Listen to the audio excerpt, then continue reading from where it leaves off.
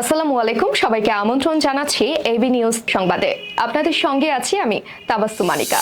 দুর্যোগ ব্যবস্থাপনা ও ত্রাণমন্ত্রী অধ্যক্ষ আসাদুল হাবিব দুলু বলেছেন, অতি অল্প সময়ের মধ্যেই চার্জশিট দেওয়া হবে এবং দ্রুত বিচার কাজ সম্পন্ন করা হবে নন্দিনী হত্যার।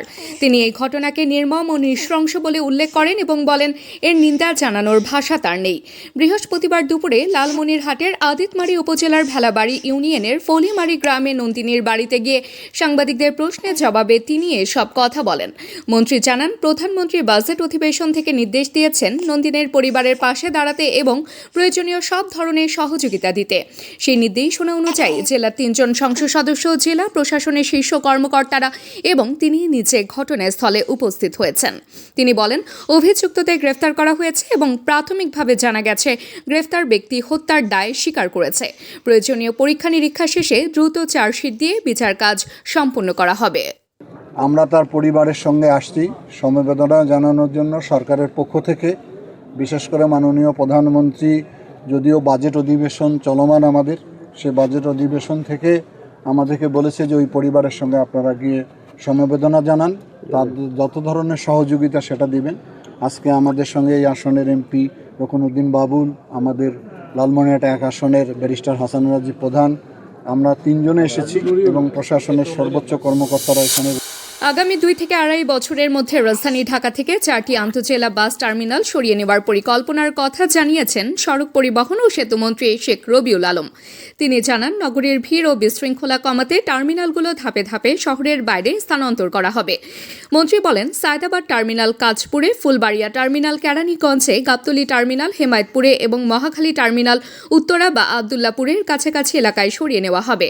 এতে রাজধানীর ভেতরে যানজট কমবে এবং আন্তঃজেলা পরিবহন আরও সুশৃঙ্খল হবে বলে আশা করা হচ্ছে। দেখেছি বাস স্ট্যান্ডগুলিতে সারা দিন বাস থাকে, ওখানে ওয়ার্কশপ হয়ে গিয়েছে। একটি বাস 8-10 দিন ধরে ওখানে রং করছে, ডেন্ট করছে, ইঞ্জিন ডাউন দিয়ে আবার সেটা রিসেট করছে, এরকম চলছে। এটা ওখানে চলবে না। আমরা ডিপো করার জন্য পরিকল্পনা নিয়েছি, একটা 300 ফিটে, একটা হচ্ছে কাঁচপুরে যেটা আমরা ডিপো করছি সেটা স্ট্যান্ডই হয়ে যাবে। সায়দাবাদ স্ট্যান্ড আস্তে আস্তে কাঁচপুরে চলে যাবে। ফুলবাড়িয়া স্ট্যান্ডটা চলে যাবে কেরানীগঞ্জে, আপনি জেলখানার ঠিক অপোজিটে। গাবতলী।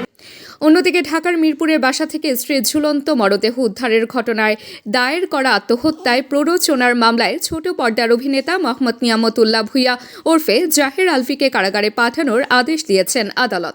বৃহস্পতিবার দুপুরে ঢাকার মেট্রোপলিটন ম্যাজিস্ট্রেট কামাল উদ্দিনের আদালতে আত্মসমর্পণ করে আইনজীবীদের মাধ্যমে জামিন আবেদন করেন আলফি।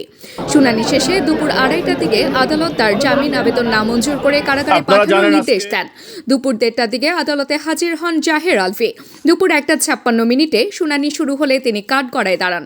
তার পক্ষে শুনানিতে অংশ নেন ঢাকা বারের সভাপতি আনোয়ার জাহিদ ভূঁইয়া সহ আরও কয়েকজন আইনজীবী। অপরদিকে বাদী পক্ষের আইনজীবীরা জামিন বাতিল করে তাকে কারাগারে পাঠানোর আবেদন উপস্থাপন করেন। যুক্তরাষ্ট্র এবং ইরানের মধ্যে প্রাথমিক চুক্তি স্বাক্ষরের পর বিশ্ববাজারে তেলের দাম কমতে শুরু করেছে। মার্কিন প্রেসিডেন্ট ডোনাল্ড ট্রাম্পের সামরিক অভিযান পুনরায় শুরুর হুমকিতে যে অস্থিরতা তৈরি হয়েছিল, চুক্তির পর সেই ধারা আবারও স্বাভাবিক হতে শুরু করেছে। আল জাজিরার প্রতিবেদন অনুযায়ী বৃহস্পতিবার সকালে এশিয়ার বাজারে ব্র্যান্ড ক্রুড অয়েলের দাম 1.9% কমে 24 ঘন্টা আগের অবস্থানে ফিরে এসেছে। স্থানীয় সময় 4:30 পর্যন্ত আগস্ট সরবরাহের জন্য ব্র্যান্ড ফিউচারের দাম ব্যারেল প্রতি $78.07 ছিল। যদিও 28 ফেব্রুয়ারি ইরানে মার্কিন হামলার আগের তুলনায় এখনও তেলের দাম 7% বেশি। টানা কয়েকদিন ধরে দাম কমার পর বুধবার হঠাৎই ব্র্যান্ড অয়েলের দাম বেড়ে ব্যারেল প্রতি $81 ছাড়িয়ে যায়। ট্রাম্পের মন্তব্য, ইরান সঠিক আচরণ না করলে তিনি আবারও বোমা হামলা চালাতে পারেন। এতে বাজারে তাৎক্ষণিক অস্থিরতা তৈরি করে। চুক্তির ইতিবাচক প্রভাব পড়েছে শেয়ার বাজারেও। জাপানের নিকেই 225 এবং দক্ষিণ কোরিয়ার কসপি সূচক সর্বোচ্চ উচ্চতায় পৌঁছেছে, যথাক্রমে 2% এবং 1.7% বেশি বৃদ্ধি পেয়ে। তাইওয়ানের টাইক্স সূচকও বেড়েছে 1.3%। বঙ্গোপসাগরে সাবমেরিন মোতায়েনের পরিকল্পনা নিয়েছে পাকিস্তান। বিষয়টি নিশ্চিত করেছেন পাকিস্তান নৌবাহিনীর কর্মকর্তা কমোডোর ওমর ফারুক। চীনে নির্মিত নতুন সাবমেরিন পিএনএস হ্যাঙ্গর ইতিমধ্যে পাকিস্তান নৌবাহিনীতে কমিশন করা হয়েছে। সাবমেরিনটি গ্রহণ করতে নৌবাহিনীর একটি বহর নিয়ে চীনে গিয়েছিলেন কমোডোর ফারুক। ফেরার পথে শ্রীলঙ্কার কলম্বোতে দ্য মর্নিংকে দেওয়া সাক্ষাৎকারে তিনি জানান, হ্যাঙ্গর শ্রেণীর সাবমেরিন পাকিস্তানকে বঙ্গোপসাগরে নতুন করে উপস্থিতি বজায় রাখার সক্ষমতা দেবে। তার ভাষায়, পিএনএস হ্যাঙ্গর সিরিজের আরও 7টি সাবমেরিন শিগগিরই পাকিস্তান নৌবাহিনীতে যুক্ত হবে। এসব সাবমেরিনই ভবিষ্যতে বঙ্গোপসাগরে পাকিস্তানের উপস্থিতি নিশ্চিত করবে। উল্লেখযোগ্য যে 1971 সালের আগ পর্যন্ত পাকিস্তান এই অঞ্চলে সাবমেরিন মোতায়েন করত। সেই সময় সাবমেরিনটির নাম ছিল পিএনএস হ্যাঙ্গর, যা 1971 সালে যুদ্ধে ভারতীয় নৌবাহিনীর সাবমেরিন আইএনএস খুকরিকে ডুবিয়ে দিয়েছিল। তবে যুদ্ধ শেষে বাংলাদেশ ভারত যৌথ বাহিনীর কাছে পরাজয়ের পর পাকিস্তান বঙ্গোপসাগর থেকে সরে যায় এবং এতদিন উত্তর আরব সাগরেই সীমাবদ্ধ ছিল তাদের নৌ উপস্থিতি। অন্যদিকে বঙ্গোপসাগর ঐতিহ্যগতভাবে ভারতের কৌশলগত প্রভাব বলয়ের একটি গুরুত্বপূর্ণ এলাকা। বিশাখাপত্তনমে ভারতের পূর্বাঞ্চলীয় নৌ কমান্ড এবং আন্দামান নিকোবর দ্বীপপুঞ্জের নিকটবর্তী অবস্থান এই অঞ্চলে ভারতের ভূ রাজনৈতিক সুবিধা আরও বাড়িয়েছে।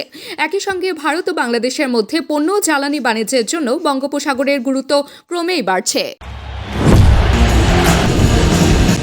যোগ করা সময়ের 5 মিনিটে গোল করে ঘানা 1-0 ব্যবধানে জিতেছে তাদের এল গ্রুপের প্রথম ম্যাচ। পুরো ম্যাচ জুড়ে পানামার দাপট থাকলেও শেষ মুহূর্তের গোলেই বদলে যায় ম্যাচের চিত্র। টরন্টোতে কালে পিয়েরেঙ্কির গোলই করে দেয় ম্যাচের পার্থক্য, আর তাকে গোল বানিয়ে দেন বেঞ্চ থেকে উঠে আসা ব্রান্ডন থমাস আসান্তে।